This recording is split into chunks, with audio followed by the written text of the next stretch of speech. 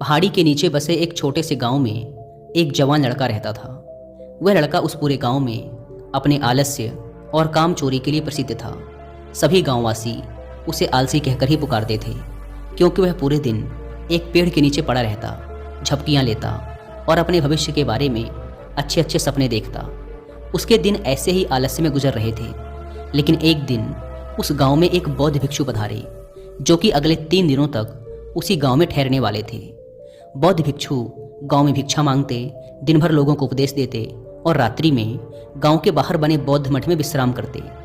बौद्ध भिक्षु जब भी भिक्षाटन के लिए जाते और भिक्षा लेकर वापस लौटते, तो वो हर बार उस जवान लड़के को उसी पेड़ के नीचे लेटा हुआ पाते। बौद्ध भिक्षु 2 दिनों तक ये सब देखते रहे और वो समझ गए कि यह लड़का मानसिक आलस्य का गुलाम है। तीसरे दिन जब बौद्ध भिक्षु भिक्षा लेकर वापस लौट रहे थे, तो वह उस लड़के के पास गए, जो कि अभी भी उसी पेड़ के नीचे लेटा हुआ था। भिक्षु ने लड़के से कहा, बेटे, मेरे पास तुम्हारे लिए एक काम है। मैं चाहता हूँ कि तुम उस पहाड़ी की चोटी तक जाओ और वहाँ से मेरे लिए एक पंख लेकर आओ। लड़के ने लेटे लेटे ही अपना सिर पहाड़ी की तरफ घुमाया और उसकी सबसे ऊंची चोटी तक अपनी नज़र दौड़ाई। उसके बाद उसने बौद्ध भिक्षु की तरफ देखा और उपहास उड़ाते हुए कहा, यह असंभव है, मैं उस पहाड़ी के शिखर तक नहीं जा सकता, मैं बहुत आलसी हूँ। बौद्ध भिक्षु ने मुस्कुराते हुए कहा, अरे, लेकिन मुझे जिस पंख की तलाश है वो इस पहाड़ी के शिखर पर भी नहीं मिलेगा। वो तो इस पहाड़ी के दूसरी तरफ एक गुफा के अंदर मिलेगा, जिसके लिए इस पहाड़ी के शिखर तक चढ़कर दूसरी तरफ नीचे उतरना होगा। लेकिन वह कोई साधारण पंख नहीं है। ऐसा पंख तुमने आज तक नहीं देखा होगा। वो एक बहुत ही दुर्लभ लेकिन सुंदर पंख है, जो अपनी रोशनी बिखेरता है। भिक्षु की इन बातों से उस लड़के के अंदर उत्सुकता जागी। उसने आज से पहले ऐसे किसी पंख के बारे में कभी नहीं सुना था और ऐसे रोमांचक सफ़र के बारे में सोचकर वह अंदर से उत्साहित हो उठा। इसीलिए उसने भिक्षु की चुनौती को स्वीकार करने का निश्चय किया और वह पहाड़ी की तरफ चल पड़ा। लेकिन चढ़ाई बहुत लंबी और कठिन थी। जल्द ही लड़के का शरीर थकने लगा, सांस फूलने लगी और शरीर से काफ़ी पसीना बहने लगा। लेकिन फिर भी उसने चलना जारी रखा। वो जैसे जैसे ऊपर और ऊपर चढ़ता गया, उसे प्रसन्नता और उत्साह की अनुभूति होने लगी, जिसे उसने आज से पहले कभी महसूस नहीं किया था। अंततः जब वह कड़ी मेहनत और लंबे प्रयास के बाद पहाड़ी के शिखर पर पहुंचा, तो वह पूरी तरह से थक चुका था। लेकिन वह बहुत खुश था। उसे अंदर से आत्मसंतुष्टि का एहसास हो रहा था। उसके चेहरे पर योद्धाओं जैसी मुस्कान थी, जैसे उसने कोई युद्ध जीत लिया हो। उसने पहाड़ी के शिखर से नीचे देखा। उसके सामने एक बहुत ही मनमोहक दृश्य था। उसने अपने अंदर एक उपलब्धि की भावना महसूस की, जो उसने आज से पहले कभी नहीं की थी। लेकिन असली चुनौती आगे थी। लड़के को पहाड़ के दूसरी ओर उतरना था और उस गुफा को ढूंढना था जहां पंख के मिलने की बात कही गई थी। नीचे उतरना और भी ज़्यादा मुश्किल व खतरनाक था, क्योंकि ढलान ज़्यादा खड़ी थी और चढ़ाई के समय लड़का कई बार लड़खड़ाया और गिरा भी था, तो वह डर भी उसके अंदर था। लेकिन भिक्षु को पंख लाकर देने के वादे की वजह से वह लगातार आगे बढ़ता रहा।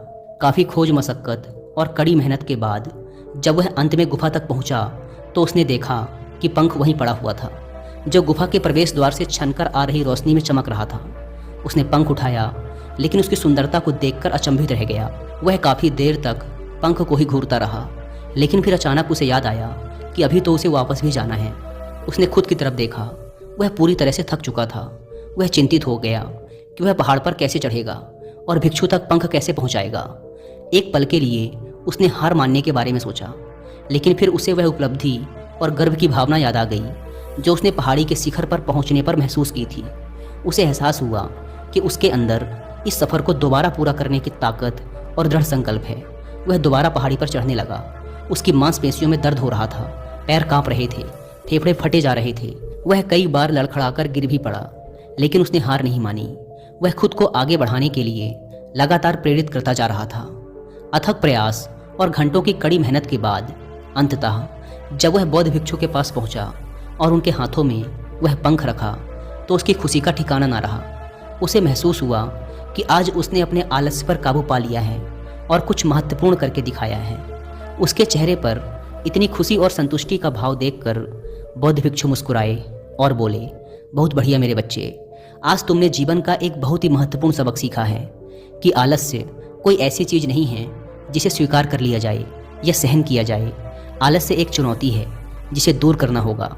यह एक बाधा है जिसे पार करना होगा और आलस्य को खत्म करने के लिए तुम्हें अपना पहला कदम उठाना ही पड़ेगा।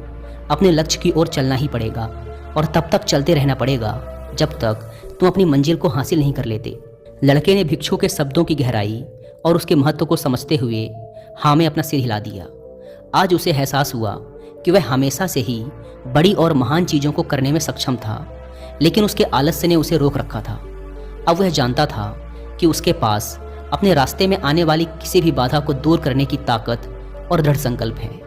इसके बाद भिक्षु ने उस लड़के को आशीर्वाद दिया और उस गांव से चले गए। इस कहानी से सीखने वाली बात यह है कि जब हम असंभव लगने पर भी अपने लक्ष्य को प्राप्त करने के लिए खुद को आगे बढ़ाते हैं, तब हम अपने भीतर एक ऐसी ताकत और दृढ़ संकल्प की खोज करते हैं जिसके बारे में हम पहले कभी नहीं जानते थे।